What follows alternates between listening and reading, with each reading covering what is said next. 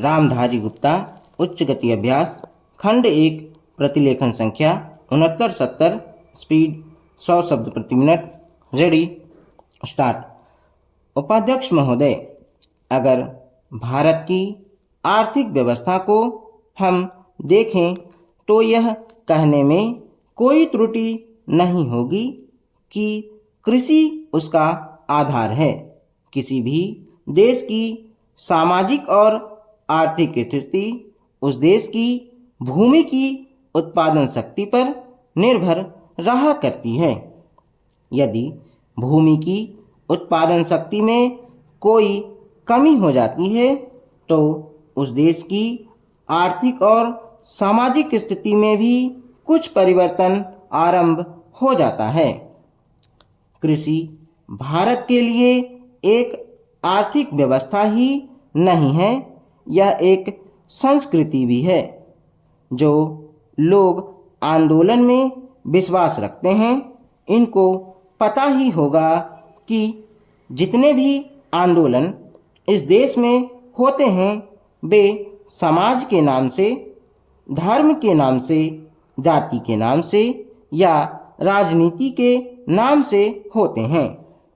ऐसे आंदोलनों में कोई भी समाज शामिल हो, लेकिन कृषि समाज उसमें शामिल नहीं होता है। उस आंदोलन के साथ कृषि समाज की सहानुभूति भी नहीं होती है। इसलिए यदि सभी बातों को ध्यान में रखकर हम देखें तो इस देश के लिए आवश्यक यह होगा कि हमारी संस्कृति की रक्षा के लिए और जीवन प्रणाली की रक्षा के लिए कृषि पर विशेष ध्यान दिया जाए। कृषि के क्षेत्र में इस वर्ष काफ़ी प्रगति हुई है।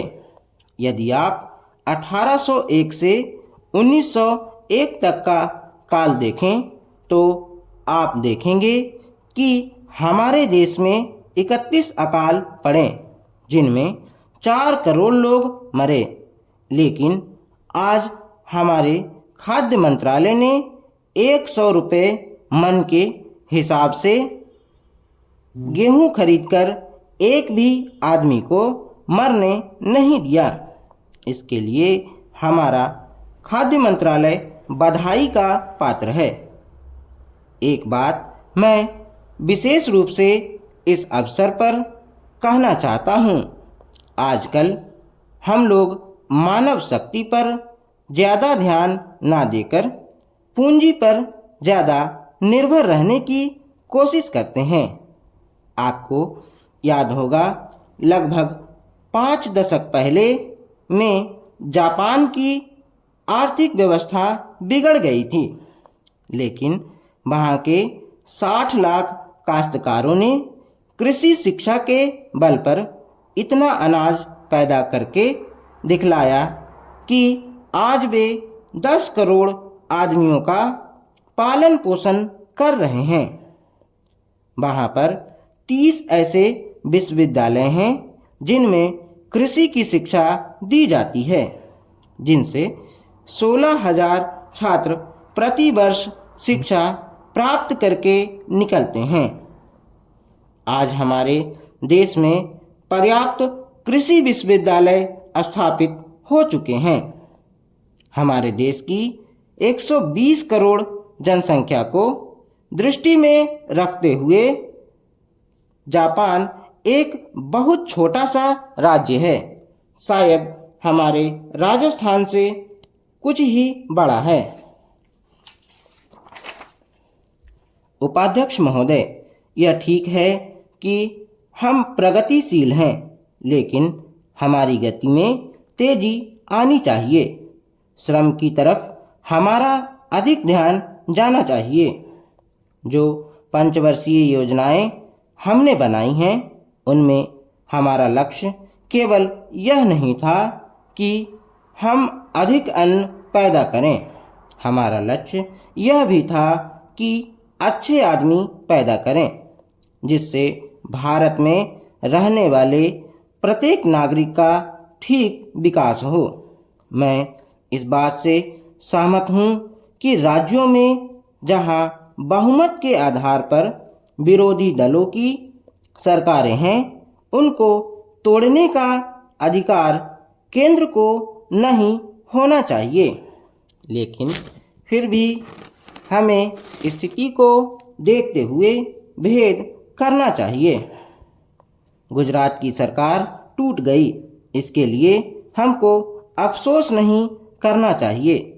जहाँ तक इस बिल का संबंध है, मैं इसकी कमियों की तरफ आपका ध्यान दिलाना चाहता हूँ, जिससे कि आपको उसे ठीक करने की प्रेरणा मिले और इसको आप ठीक करके वहाँ का काम चलाएं।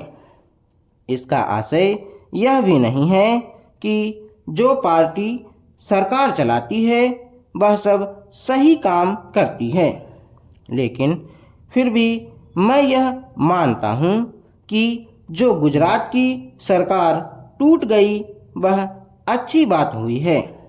गुजरात के लिए आपने संसद सदस्यों की जो समिति बनाई है वह एक ठीक कदम है, लेकिन इस बात का आश्वासन भी आपको देना चाहिए कि राज्य और जिला स्तर पर जो समितियां आप बनाने जा रहे हैं उनको सर्वदलीय बनाएंगे, ताकि जनता की जो कठिनाइयां हैं वे आपके सामने प्रत्यक्ष रूप से आ सकें और उनकी भावना के अनुसार वहाँ पर कुछ काम हो सके।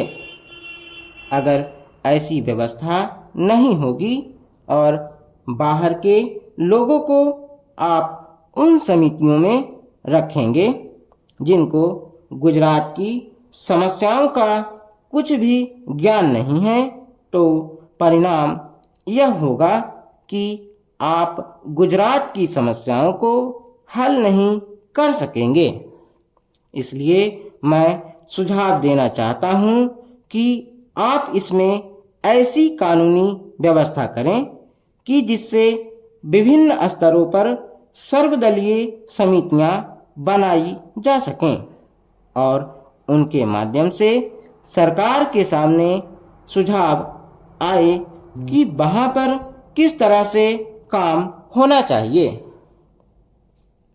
गुजरात औद्योगिक मामलों में अन्य राज्यों से थोड़ा भिन्न है, फिर भी वहाँ की स्थिति यह है कि आज भी प्रति व्यक्ति आय 300 रुपये से अधिक नहीं है।